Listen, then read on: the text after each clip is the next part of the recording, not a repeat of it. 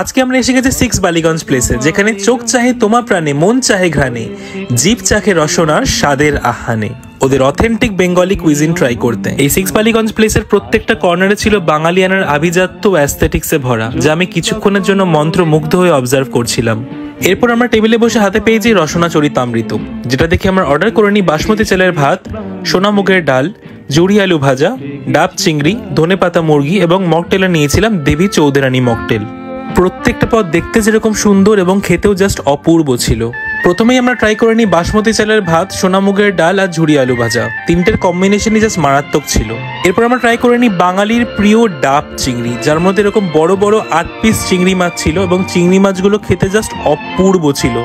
চিংড়ি মাছগুলো ছিল যেরকম টেন্ডারলি কুক, ঠিক সেরকম গ্রেভির মধ্যে ছিল নারকেল আর সর্ষের এক অদ্ভুত ব্যালেন্স, যা এই ডিশটার টেস্টটাকে একদম অন্য লেভেলে নিয়ে চলে গেছিল। এরপর আমরা ট্রাই করে নিই ধনেপাতা মুরগি।